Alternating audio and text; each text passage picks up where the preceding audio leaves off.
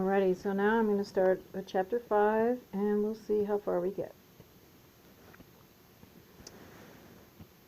The next thing, within 2 days of the completion of their training, was the Golden Fleece receiving the assignment for their first real-world mission. The Golden Fleece was called into Emmerman's office that day. After tersely congratulating the unit on graduating, quote-unquote, he spoke. Now it is time for you to begin earning your keep. We've shown great generosity in training you to achieve the greatness you're capable of. Now you are to prove that it was worth our hospitality. You are being sent out on your first operation, one of many to come. He handed Kyle a file and instructed him and the others to take it into the adjoining room. They did so and found themselves in a fairly typical-looking conference room, and, realizing what was expected, sat and strategized. The mission brief was, as the saying goes, quote, deceptively simple, unquote. The brief was heavily redacted. No actual names were present. However, it was clear that the unit had the assignment to clear out a group of ETs from the location they were being sent, which was an old and supposedly abandoned prison camp located within the south of Brazil. Before leaving, the Golden Fleece was given a round of nanites, nominally to eliminate the need for sleep, and was suited up in the white and blue power armor they had grown used to wearing in the training simulations. They were then escorted out of the base, where they were led by a guard through the warehouse building into an elevator. They traveled upward in it for what felt like ages, covering about a mile in distance. They reached the top, emerging into another warehouse. The outside of this was their first breath of fresh air since their arrival at the Ibis base. The area where the warehouse stood was heavily wooded and clearly of a high elevation. The air was thinner than in the facility, which was obviously pressurized for comfort. The soldiers mostly wore British uniforms of the Royal Air Force, interspersed occasionally with Royal Canadian Air Force personnel and a few men of the Canadian Army. They paid no attention to the Ibis soldiers or the SS band who was leading them. They seemed under orders to not take any note of such an unusual sight. The unit was loaded into an army green Land Rover and driven along a dirt road for perhaps a mile through the woods. They reached a clearing with the most incredible sight, a black triangular craft. It was equilateral, with each side perhaps 100 feet long. It was about 20 feet tall. A ramp lowered from it, leading into the ship itself. A man stood at the top, waving at the Golden Fleece to board.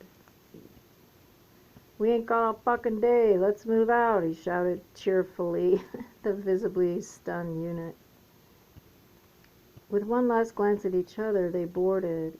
The craft was sleek on the inside, chrome and white, with smooth tan upholstered benches running along each wall.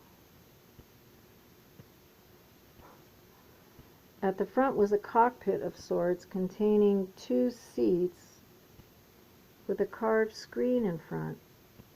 The Golden Fleece unit took their seats on the benches. The young, bright-eyed brunette man who had waved them aboard took one of the seats up front.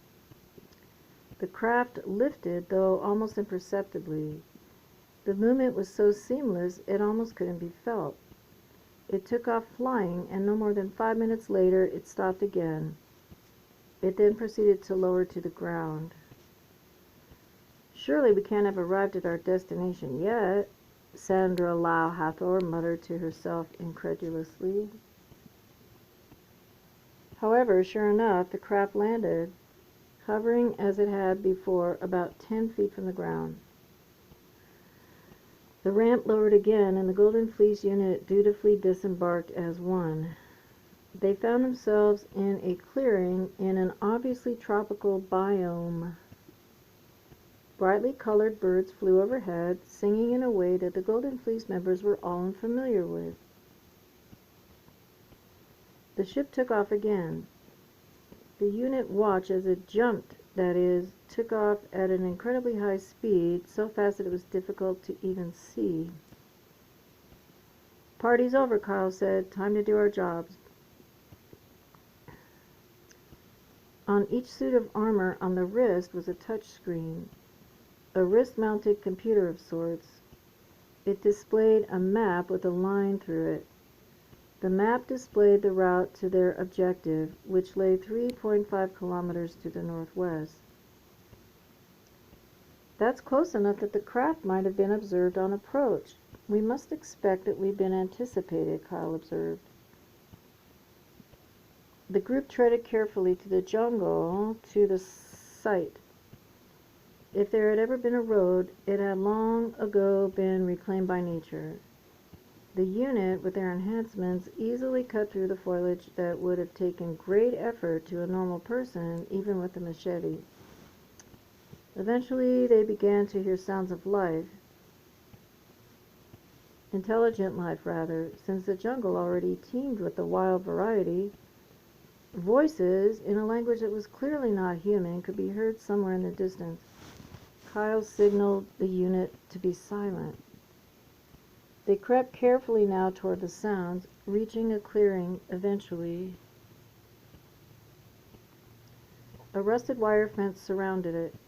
Within the fence were perhaps 100 huge wooden longhouse-like barrack buildings, 2 columns of them, separated by a dirt road. A single flag flew above the camp. Kyle zoomed in, as this was a feature of the helmet.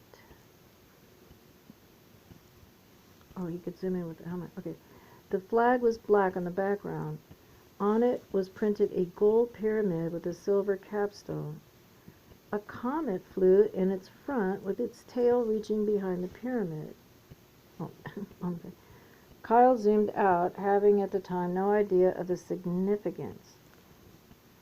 I'd like to draw the reader's attention to something notable that occurred next. This was the first time that Kyle questioned orders. It would not be the last. He saw before him not a prison camp, as the brief had said, but a simple barracks. He instinctively knew then that he could not always trust everything his leaders would tell him and those whom he led. Nevertheless, the mission continued. Kyle instructed the group telepathically to proceed with a perimeter sweep, keeping themselves concealed in the foliage. They slowly did the sweep. They were not observed. The camp had no apparent entrance, aside from a small gate which was guarded. The group got a good look at the occupiers. They were mostly iguana humanoids, though there were some human-looking persons as well, all blond and blue-eyed. Kyle took note of several persons pushing several of what appeared to be oblong wheelbarrows. Kyle then, again telepathically, directed the Golden Fleece to regroup at the back of the compound. They did so. None of them were spotted. At the back of the camp, Joseph produced what appeared to be a small stiletto switchblade, but when the button on the side was clicked, a small blade of plasma rather than metal was what popped out. Joseph handed the blade to Kyle, who proceeded to cut a hole in the fence.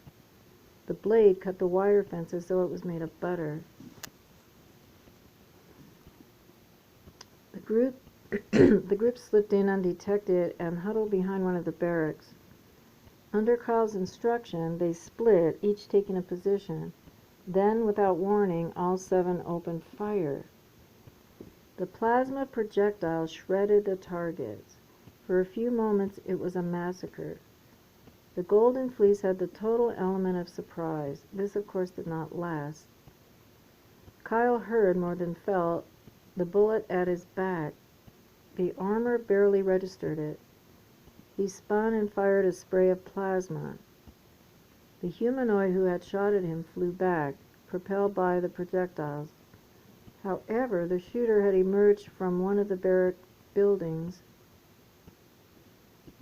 All the windows of the building were flooded very quickly with more shooters. What is with these people shooting? Okay. I need cover, Kyle screamed as he ducked and sprinted to the side. Elsa and Sandra ran to their leader's side and began shooting, scattering directions to confuse the shooters. Kyle tossed a grenade through one of the windows, whose shooters were distracted. The explosion ripped a huge hole in the thin wooden wall of the building and sprayed the remains of those it hit. The shooters in the building began to retreat. "Okay, clear the building. Don't fucking let them get away," Kyle ordered. He and the two who had assisted him entered the building. Inside, there was a long set of bunks. A wall of them was being rearranged to block the advance of Kyle and his two hangers-on. He raised his gun to fire at the group, creating the wall. But Elsa simplified and simply chucked another grenade. The grenades the Golden Fleece used were smokeless, so instantly the three could advance. To their surprise, the building beyond was already empty and no door was visible. "Where the hell?" Elsa spat out. "They're gone." As if in answer, Roger's voice came on the comms. "Sobek," he said, addressing Kyle by his call sign. "There's a fucking tunnel under the buildings. They're running down there. What do we do?" "Copy, Horace. All operatives enter the tunnel. We'll corral them. Fuck them up. We don't fail." Kyle and his two helpers rushed to the hole in the floor they had spotted, well hidden again between bunks. They entered. There was a long concrete tunnel ahead of them, with rooms branching off to the sides. Kyle opened fire at the reptile and humanoid persons in the tunnel. Other Golden Fleece unit members entered from the rest of the buildings in the compound.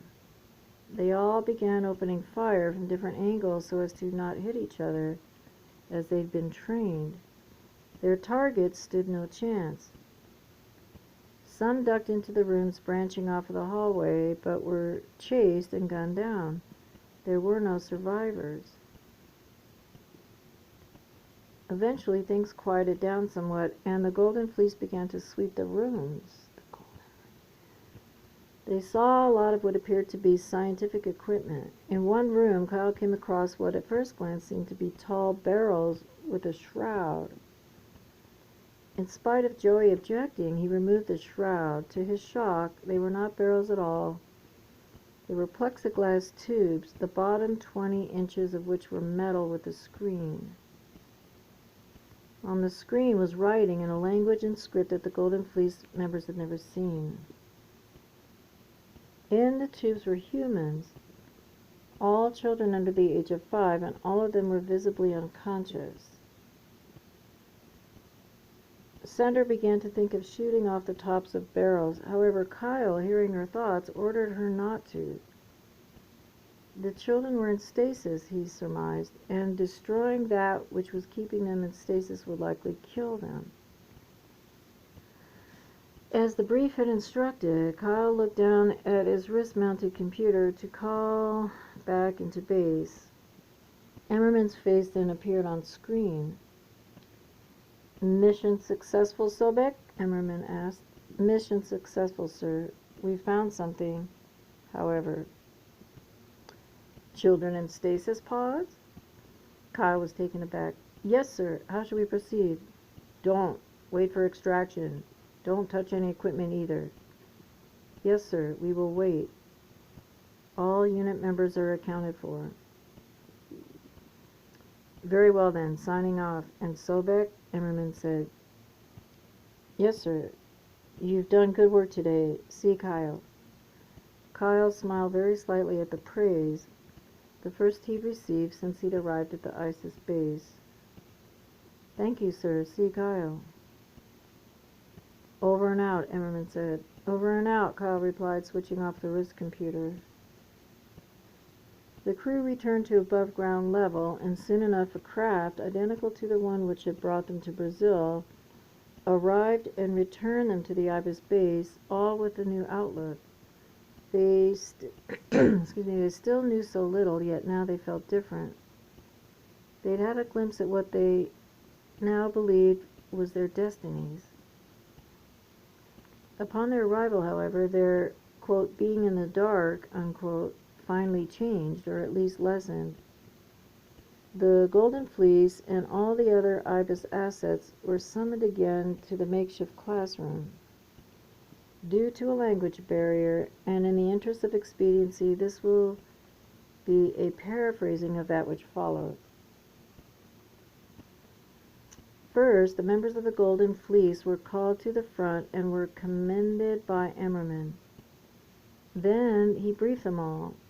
He seemed to rather lose his sense of formality and spoke to them in a colloquial fashion, quote, code switching, unquote, between German and English.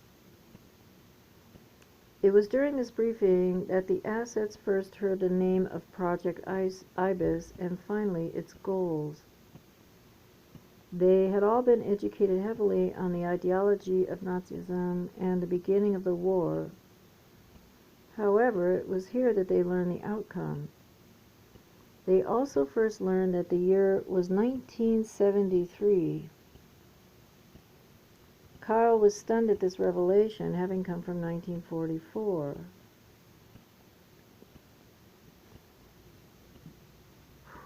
The goals of the program were then laid out. The ideology was based on human and particularly Aryan supremacism.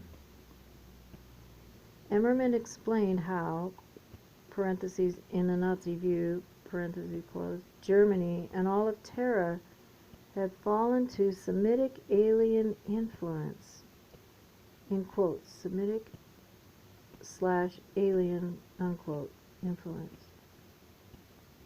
I'll say. This influence, Emmerman said, emanated from the Orion Syndicate, a terrorist organization headed by draconian reptile aliens. In parentheses, what, quote, draconian or reptile aliens, unquote, meant was not explained at the time.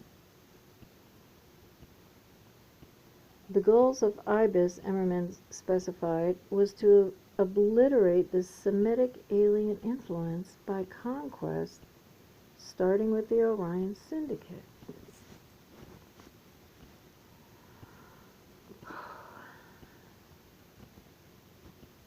Obliterate the Semitic alien influence. I'll say.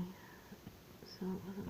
Okay, the conquest was to be done, in the ultimate irony, by former extraterrestrials. The reincarnations of the, quote, gods, unquote, of old.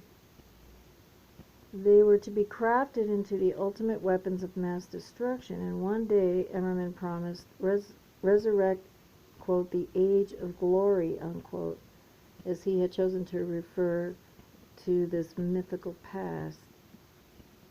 He ended the meeting with the customary "See Kyle."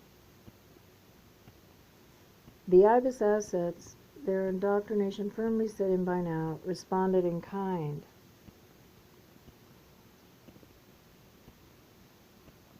Okay, author's note.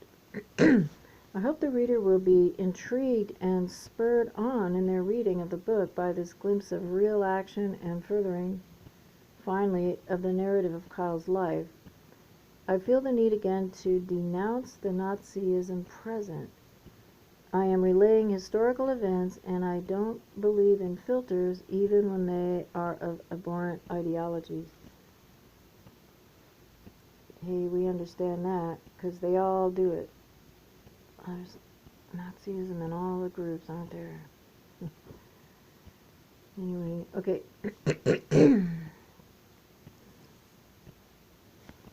So probably, okay, now we're on chapter 6, and I'll probably only make it for today This will be the last chapter, so 5 and 6. Okay. Sorry, I have to. Chapter 6. I would like. Wait, let me have a drink.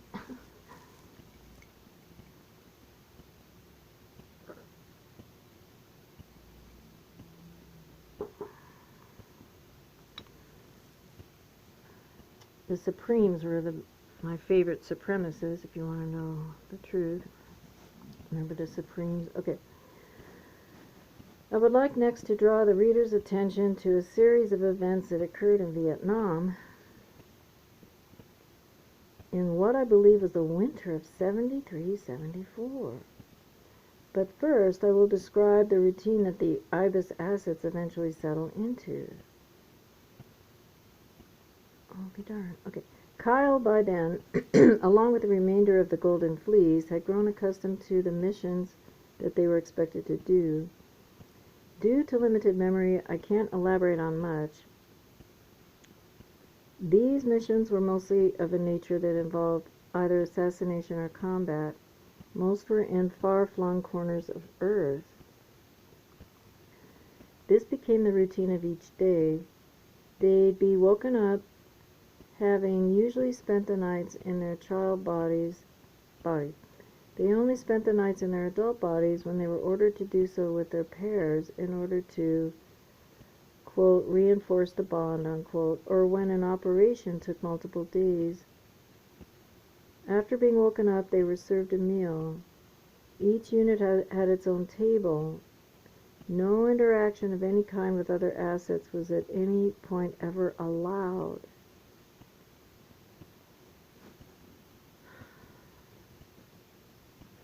So, I'm interrupting here, but that's why people coming out remembering may not even recognize each other at all. So, because they weren't allowed to interact, so. Yep, okay, alright. After their morning meal, they would be placed in an avatar, either adult human or their god avatars, then called into the makeshift classroom. There would be another indoctrination session, given always by either Kramer or Emmerman. Then the units would be called, each in their turn, into Emmerman's office, given their mission brief for the day, then be given their nanites just before being sent out into the field. The armor they wore in their adult human avatar forms used an ingenious system of recycling nutrients in the body that made eating and relieving oneself unnecessary for several days. In their god avatars, the assets were given food to take on the mission since these avatars wore no armor. Upon their return to base, the assets were given another briefing, explaining a bit of what they'd accomplished, with congratulations from Emmerman in their role in eradicating the Semitic alien threat. They were then served an evening meal, usually meat, then returned to their child bodies and put back in their crib cages for the night. The next day was always a repeat of all that I have described in the above. All this every day for years. Now back to Vietnam. Kyle and Joey were called to Emmerman's office in their child bodies this time, which was unusual, and just the two of them, also unusual. Here they were briefed as to their mission. Emmerman explained that he was isolating Kyle and Joey in order to test how two assets would operate in a pair. Since Kyle and Joey's skills seemed the most complementary, he had chosen them as the subjects for use in this particular experiment. I believe I should give a short history lesson on the ET aspect of the Vietnam War and its relationship to Project IBIS. Vietnam was an ET war. I would validate that. Aldebaran, and by extension Project IBIS, adopted a pro-Northern stance and backed Ho Chi Minh's efforts in creating the Socialist Republic of Vietnam in the north in opposition to the Draco-backed government of the Republic of South Vietnam.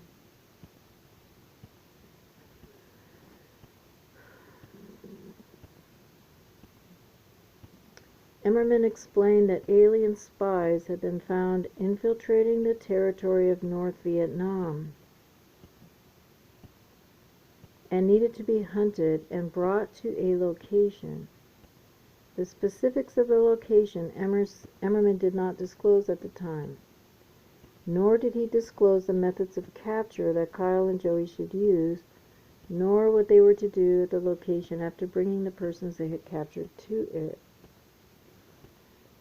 Soon enough, now in their adult bodies, Kyle and Joey were escorted to the surface and onto a triangular transport ship, as was the usual procedure. The ship jumped again as usual and landed. Kyle and Joey found themselves for the first time in what appeared to be a fully functioning airport, albeit a small one, and the ship had landed in a rather well-concealed part of it, away from public view. However, several commercial aircraft could clearly be seen flying overhead.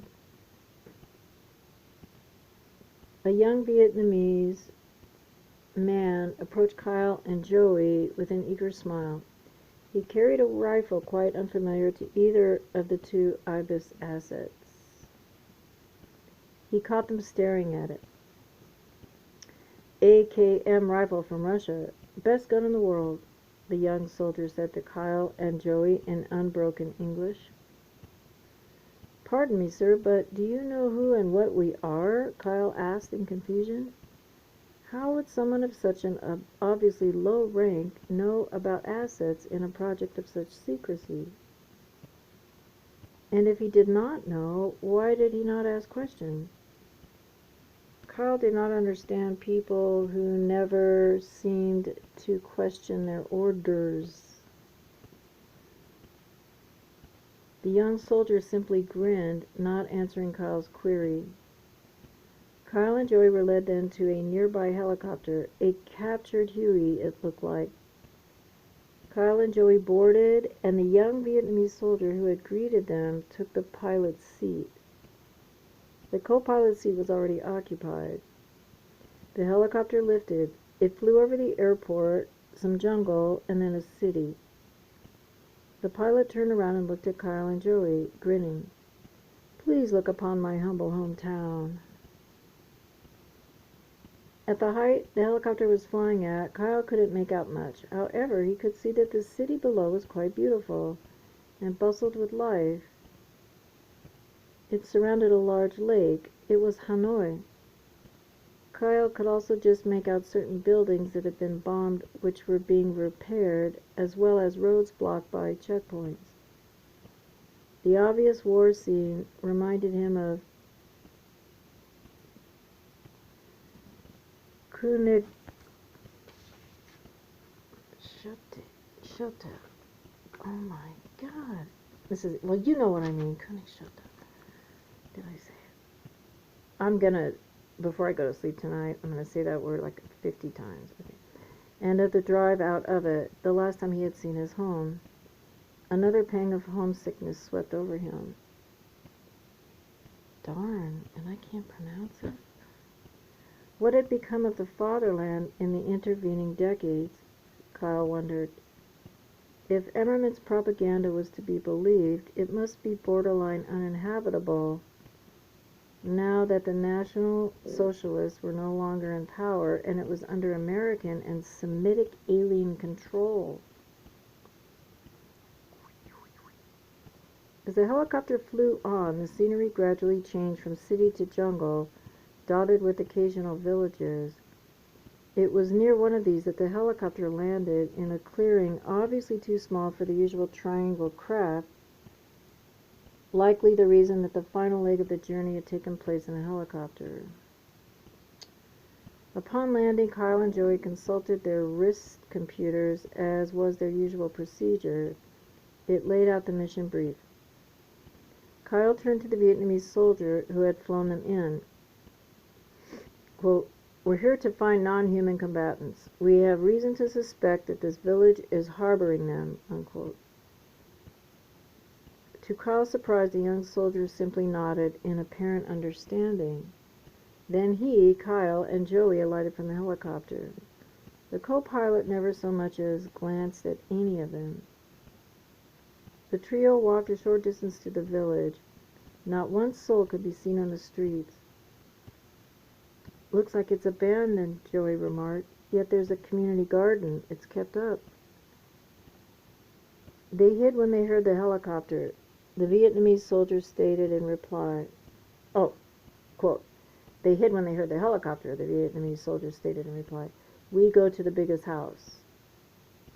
The trio walked up to what seemed to be the largest house, a 2-story bamboo house with a thatched roof.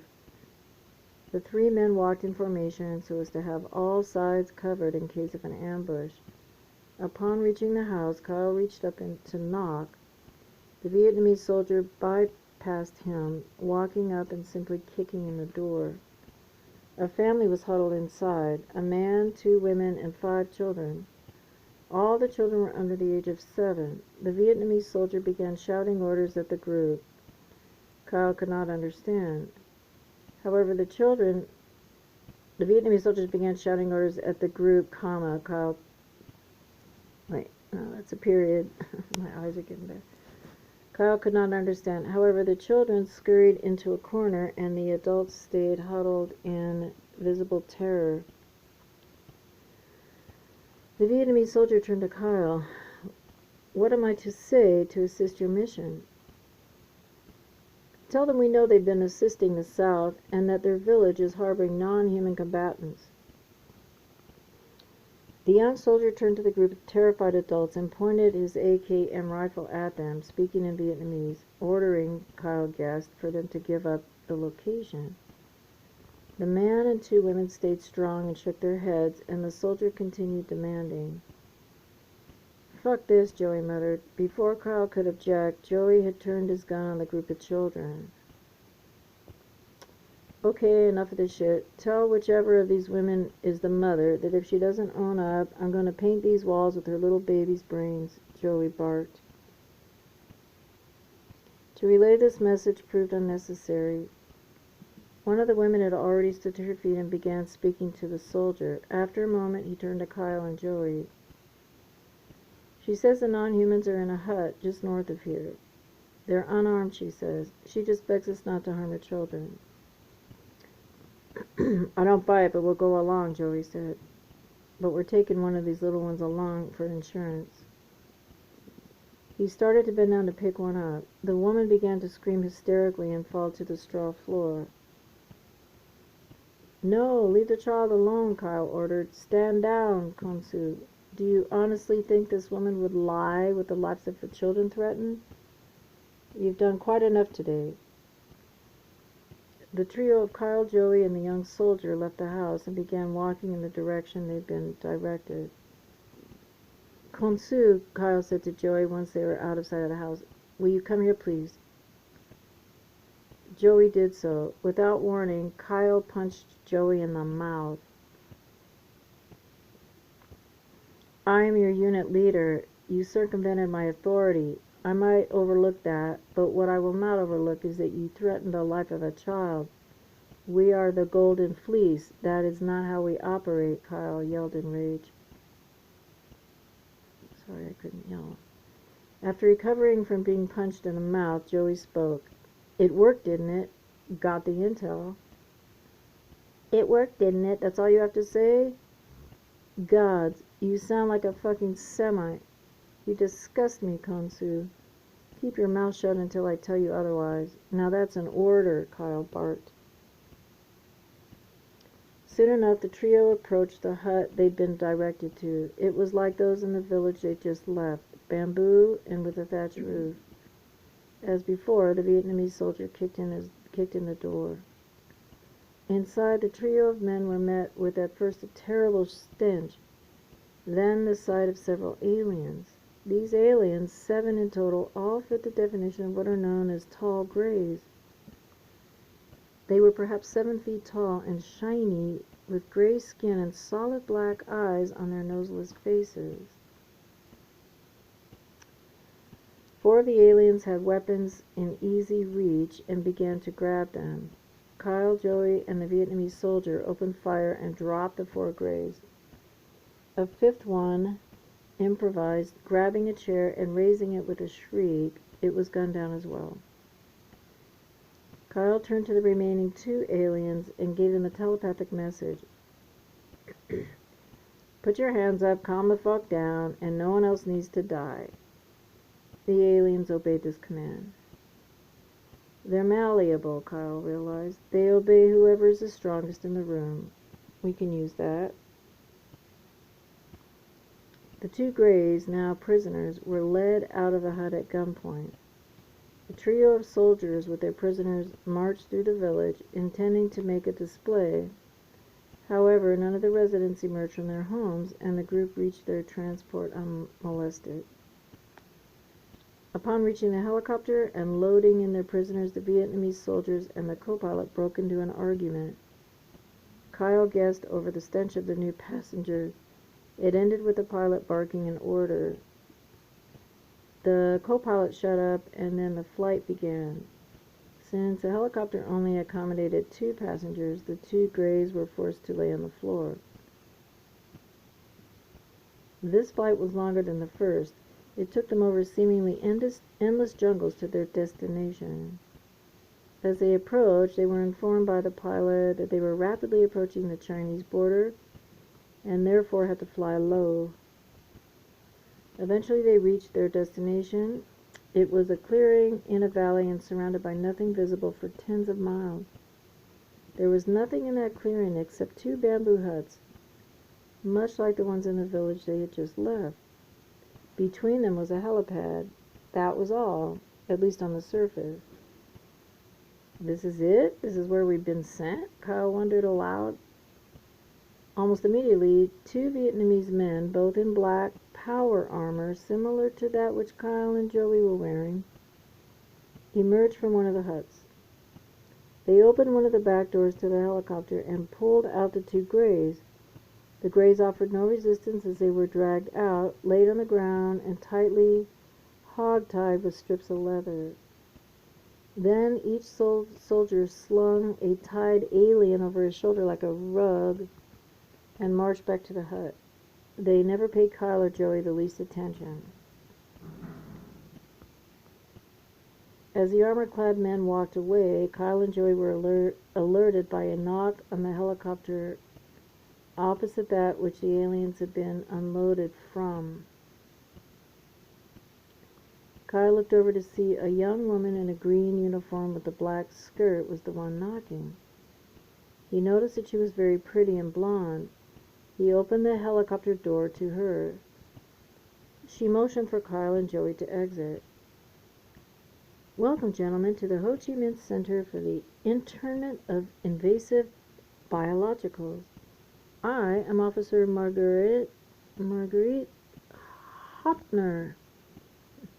Most people here call me by my call sign of Skylark or Feldlersch in German, if you prefer. I am your new hostess, she said with a noticeable Viennese accent. Sorry, I don't have that.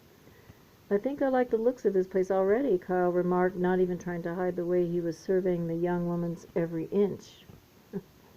Skylark grinned very slightly, but her businesslike nature remained totally unbroken. I will show you the facility now, gents, then show you to your quarters, she said tersely.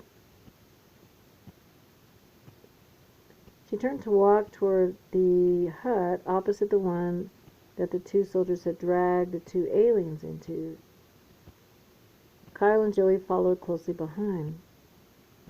They were met with a rather remarkable sight upon entering the hut.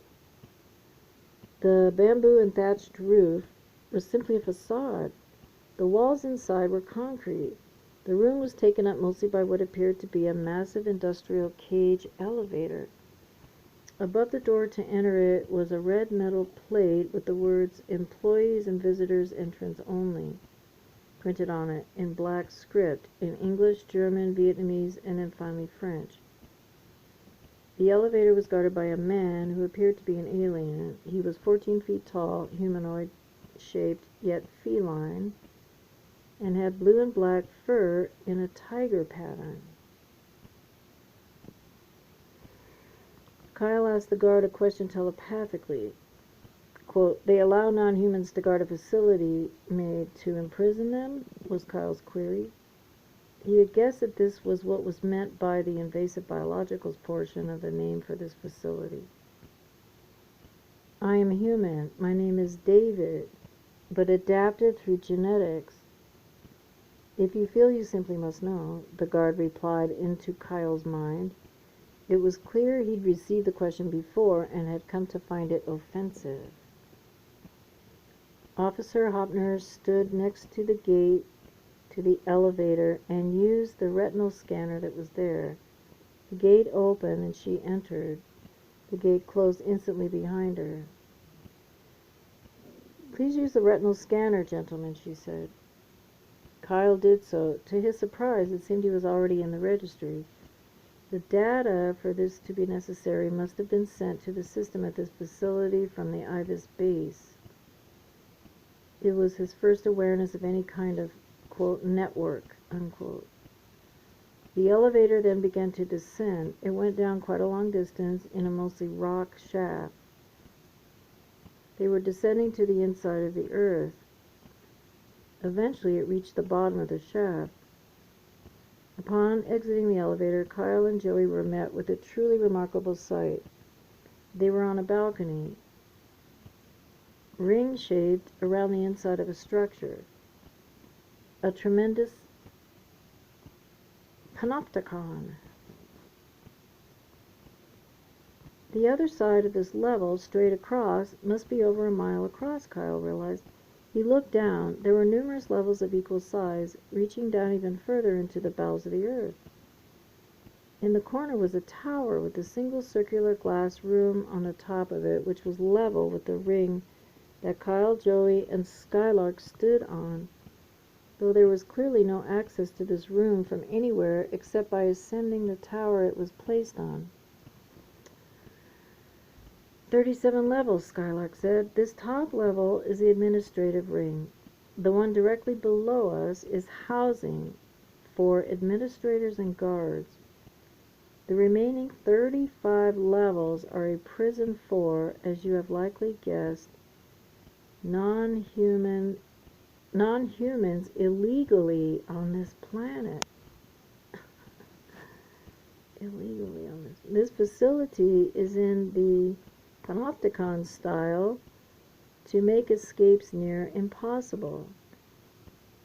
Since ascending or descending the levels is impossible to do without being seen. Skylark then proceeded to lead Kyle and Joey a short distance around the ring to an office with the words "Visitors Registration" above the door, in the same 4 languages that had been at the entrance above ground.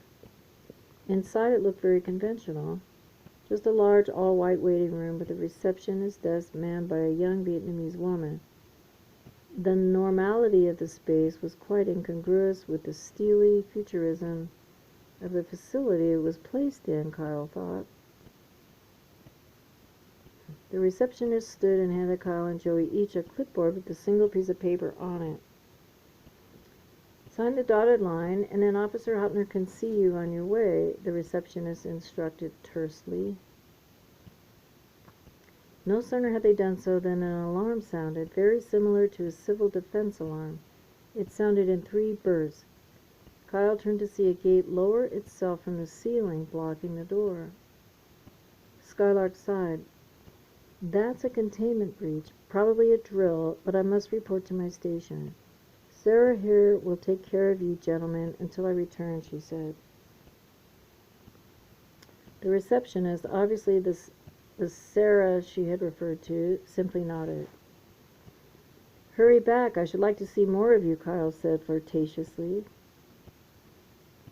Sarah pressed a button on her desk, and the gate that had lowered to block the door lifted for long enough for Skylark to exit the room, clearly perturbed at the inconvenience. "Fuck me," Kyle heard her mutter as she began to hurriedly walk away from the other side of the gate. Gladly, he thought to himself, only hope that I get the chance to do so. Kyle and Joey took seats on the floor of the waiting room. Since their power armor was too large for the seats provided, neither spoke. Joey was still following Kyle's order to remain silent. Eventually, Kyle became aware of music coming through the speaker system. The first music he had heard since leaving Koenig.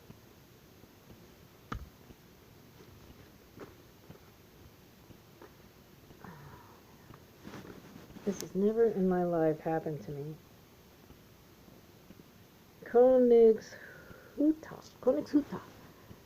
It's never happened to me that a word has done this in my brain, ever. Königshuta. Königshuta. Königshuta.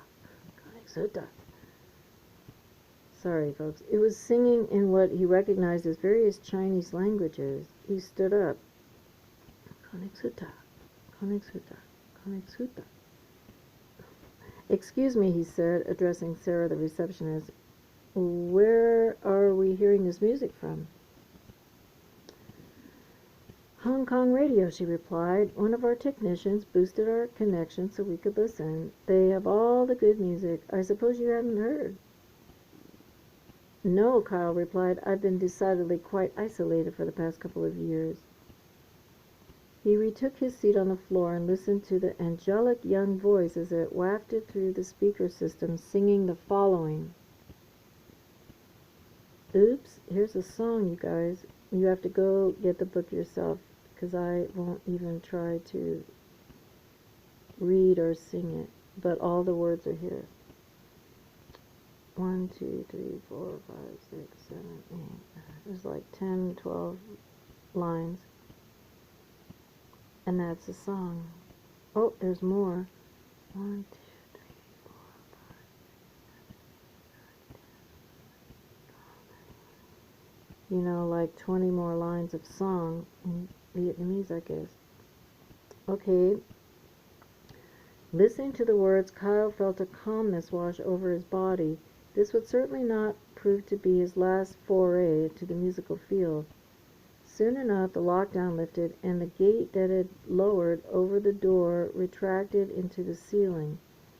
A few moments later, Officer Hopner re-entered the room. I hope it's not Hopner. "Merely a drill, as I suspected," she said, still visibly annoyed by it. Kyle and Joey got to their feet and followed her out of the room. She led them a good distance around the upper level of the Panopticon to yet another elevator.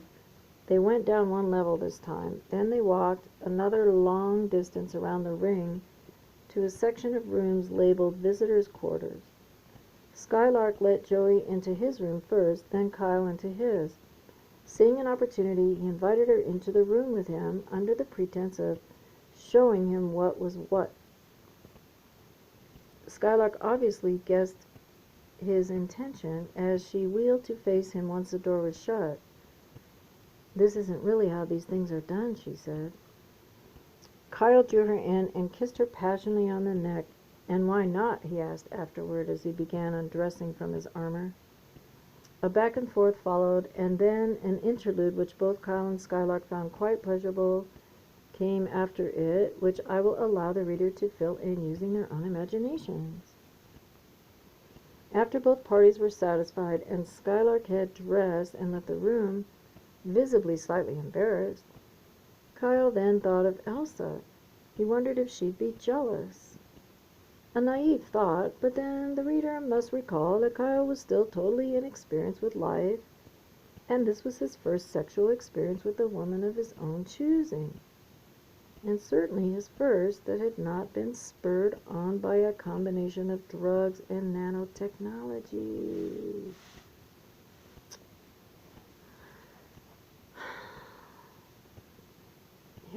nice when you choose. Okay, he soon explored the room. It proved to be quite depressing. It resembled a rather small windowless hotel room. Its walls were avocado green, and its carpet a bizarre shade of mauve. It had a very small en-suite bathroom, so small that one could not take a shower without then also drenching the toilet. As he was exploring the room, he heard beeping. He soon realized it was coming from the intercom next to his door. He pressed the only button on it. "Yes?" he asked. "You have a call coming in," a young... God, I sound like a female. "You have a call coming in," a young man's voice said. "Please exit your room." "I have a device for those things," Kyle replied. "You're referring to your wrist computer. The signal will not reach this far underground. Please exit your room." Kyle redressed in his armor, the only clothes he had. He exited to find a young American man waiting outside his room, visibly quite annoyed at the wait. Joey was also waiting there.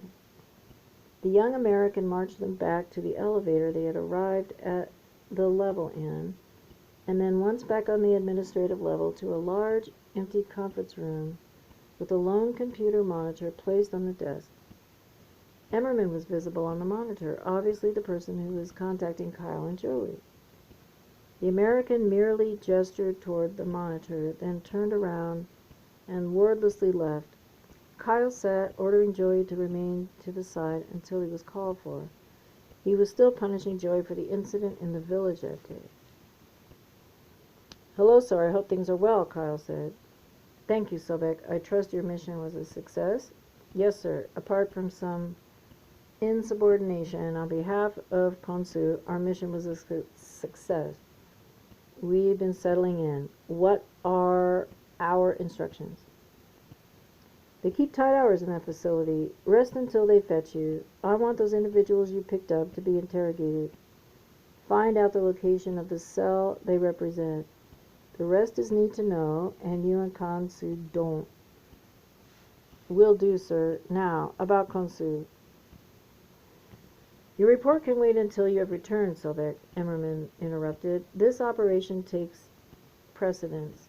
Over and out. See Kyle, Sobek." "Yes, sir. See Kyle," Kyle said. Kyle and Joey were brought back to their rooms with seemingly no more information than what they'd been called out. Kyle had begun to notice that Emmerman did things of this nature simply to remind his assets that he controlled them. Exhausted by the day, Kyle nearly fell into his bed after undressing, and slept more soundly than he perhaps ever had done in his life. It was his first night spent neither in the war zone where he was born, nor in his crib cage at the Ibis base. He was awoken from his slumber by an insufferable buzzing and wailing sound from the intercom. He pressed the button and was met with a recording saying to "get dressed and exit your quarters," in the same languages that seemed to be standard in this facility. He followed the instructions dutifully. He exited his room to find Skylark standing outside along with Joey. Skylark winked at Kyle, a gesture he did not quite understand, then proceeded to lead him and Joey around the level of the panopticon. I've never heard that word before. To his surprise, they did not stop at the usual elevator, but continued around to a cage elevator. "Gentlemen, please turn your attention outward. We are descending, and you are being given a high-speed tour," Skylark instructed. The elevator began to descend, and Skylark began to narrate. "This is the Ho Chi Minh Center for the Internment of Invasive Biologicals, Terra's largest holding facility for extraterrestrial prisoners, capable of holding up to 1 million inmates." That's the city. "Founded in 1945 during the Japanese occupation of Vietnam. You may notice a few things as we descend. First, you will notice that our ceilings vary in height. This is to accommodate even the largest of prisoners with minimal comfort. Our largest prisoner currently is 10 meters tall. You will also see that levels 11 and 12 are entirely made up of tanks. These are to accommodate our aquatic prisoners. Our cells are all sealed with electromagnetic fields to prevent telepathic waves from escaping. We take a low-tech approach to security otherwise, since computers can be psionically hacked. Now we have arrived. The trio exited the elevator on the bottom level. Kyle looked up now in amazement at the 37 levels above. The scale of the place made it seem almost impossible that it could have been built by Terran humans, or anything like them, or had they built it at all. He felt a chill then at the idea that aliens would build a prison for their own kind. He had no concept yet of alien politics being as complicated as ours. He still had the monolithic impression of non-humans he had been fed. Skylark led Kyle and Joey to a room. All the rooms on this level had steel doors and no windows. These rooms are for interrogations, Skylark explained. Your prisoners are located in this room. She stopped in front of the room that was labeled as IS-AC3. Used the retinal scanner, and the huge steel door swung open, revealing a cavernous room that was nearly pitch black. I will stand guard out here. You gentlemen may enter and interrogate your subject, she said. They entered. Their eyes, no doubt assisted by their nanites, adjusted to the extreme darkness. Nanites, I think I need nanites. The room was vast. On either side, the two grays...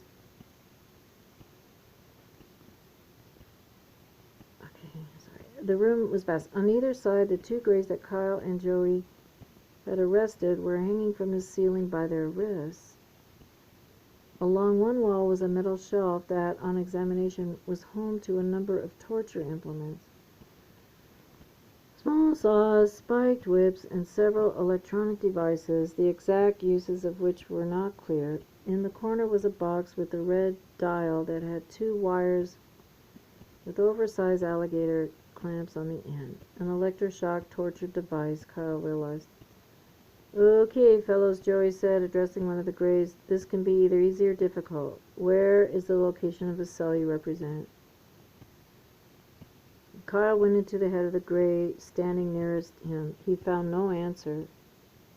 Joey shook his head and produced his small, retractable plasma knife, and without warning, cut the gray. It shrieked. Kyle caught a glimpse of thought this time, but to his bewilderment, the thought simply left the head of the gray. Then he had an inspiration.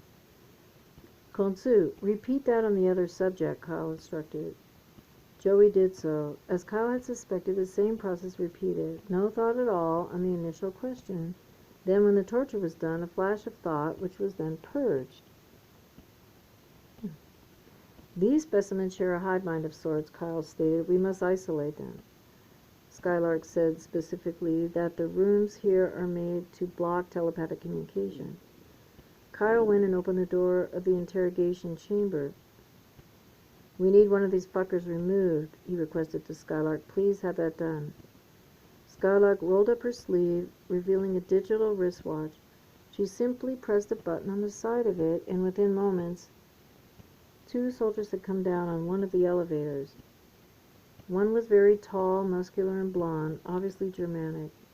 The other was a small and wiry Vietnamese man. Kyle couldn't help chuckling very slightly at the size difference. He instructed the two guards to remove one of the aliens. They did so without ever speaking a word, and Kyle never saw them again. Now the process of interrogation was carried out on the remaining gray. It once again tried to purge its mind by transferring to its compatriot, but to no avail. The seal on the room contained its thoughts quite effectively. At this, the gray attempted to override its thoughts with other new thoughts, but Kyle had caught on already. This creature was not built to preserve itself. It was built to preserve a hive mind of information at the cost of itself. A flood of revealing images and words ran through its mind, telling Kyle and Joey everything. 10 clicks west of Tanhoa village in Quangbin province. That's where the cell is operating from, Kyle said. It's another fucking syndicate cell.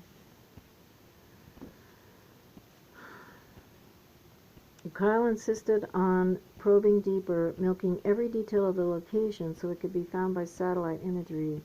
It took a while, and the gray was left covered in cauterized cuts from Joey's plasma blade, which he applied at even the slightest sign of resistance on behalf of the prisoner. Kyle and Joey left the interrogation chamber well satisfied. Upon exiting, Skylark led the two men back up to the administrative level and into yet another room that she called the map room. A Vietnamese man, obviously a general, greeted them. He never stated his name. Kyle supposed this was another example of needing to know. In the center of the room, the only object present was a huge table. Its top looked to be a single large white light. Skylark reached under the table. Kyle heard the click of a button, and to his surprise, a holographic map appeared across the tabletop. On the side of the table is an interface, shaped like a handprint. Sobek, lay your hand on it, the Vietnamese general instructed. I thought it was going to be her. Then envision in your head the location while also thinking of the names and directions to it given to you. It took Kyle several minutes to get the hang of layering all these thoughts, but when he did, a holographic image appeared on the top of the table, a 3D satellite image of the exact spot. Nestled in a tight valley of thick jungle. He supposed there must be an entrance to the underground there, and this was the home of the syndicate cell being sought after.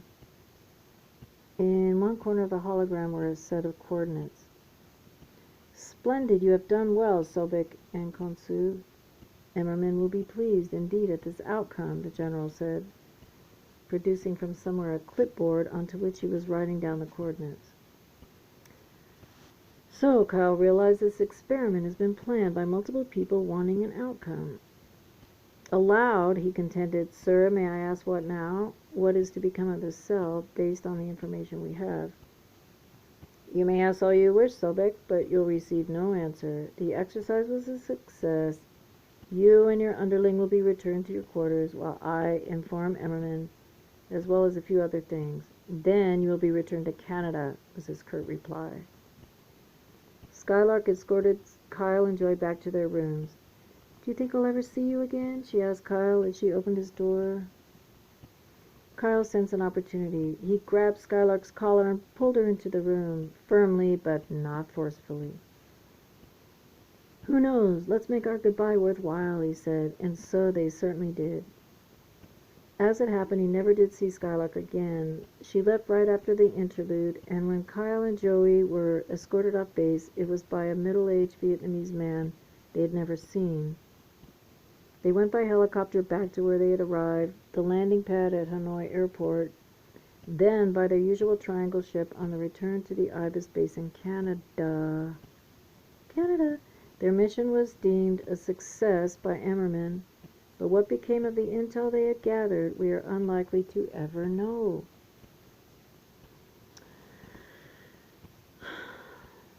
Author's note. I hope the reader has found this chapter interesting and not too disturbing based on the rather brutal content within. I do apologize for the lack of detail in some aspects. The song recounted I can't say it, is a classic that I highly recommend the reader to listen to. I tried my best to describe a panopticon. Not easy to do with words, so I suggest the reader look it up on the images section of their preferred search engine. And I suggest the listener to this video go look up John and listen to what he says, and you can get this yourself and read it yourself and keep it and share it. Okay, that's it for today, and we'll finish and start next time with chapter 7. Okay, thank you, bye.